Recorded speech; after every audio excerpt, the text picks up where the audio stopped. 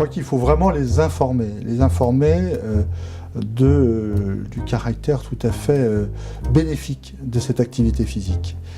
Les informer aussi de ce qui existe, entre en effet ce qui est proposé par certaines associations comme la Ligue, et puis l'étude qu'a mis en place le réseau, IMAPAC. Il y a tout à fait possibilité de trouver pour chaque personne une activité physique qui lui sera adaptée. Donc bien expliquer dans un premier temps et donner les contacts qui vont lui permettre de pratiquer, si possible en groupe, ce type d'activité.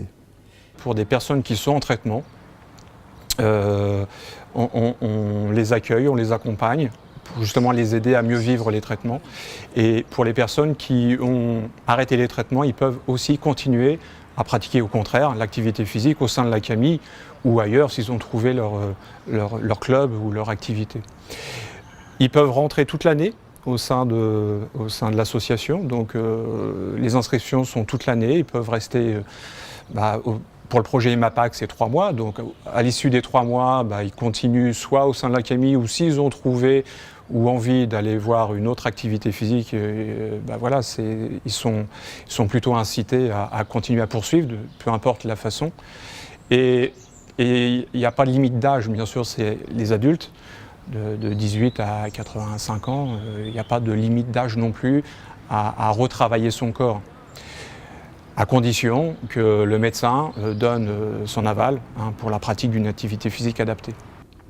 Alors pour suivre des activités physiques pour nos patients, on peut leur proposer, nous, des structures sportives, des structures sportives adaptées qu'on connaît, ou alors on leur conseille de se renseigner à l'espace social cancer du CHU, là, qui est au rez-de-chaussée, où on va leur donner les coordonnées des groupes sportifs où ils pourront pratiquer.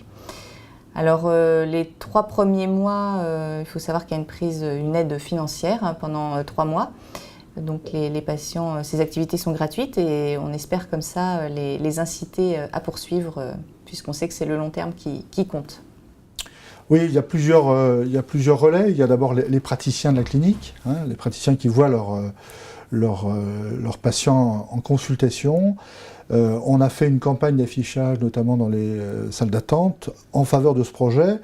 Donc il y a cette information qui doit être donnée et qui est donnée par les praticiens de la clinique et du centre Toubiana.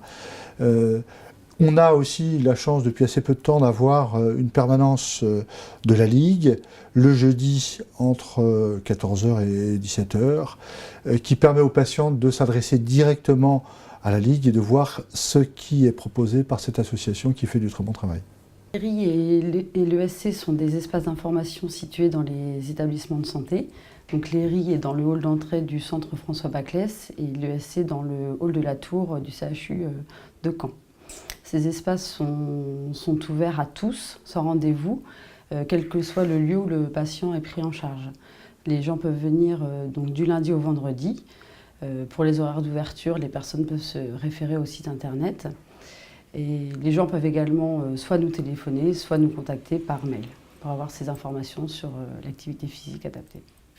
Si en tant que patient, vous avez envie de découvrir ce parcours, vous avez la possibilité d'en parler avec votre médecin traitant ou votre médecin spécialiste, et également au sein de différentes structures qui peuvent faire le relais de l'information vers les structures proposant de l'activité physique adaptée, comme par exemple l'ERI, l'espace rencontre et information qui se trouve au centre François Baclès, et également l'ESC, l'espace social cancer, qui se trouve lui au CHU.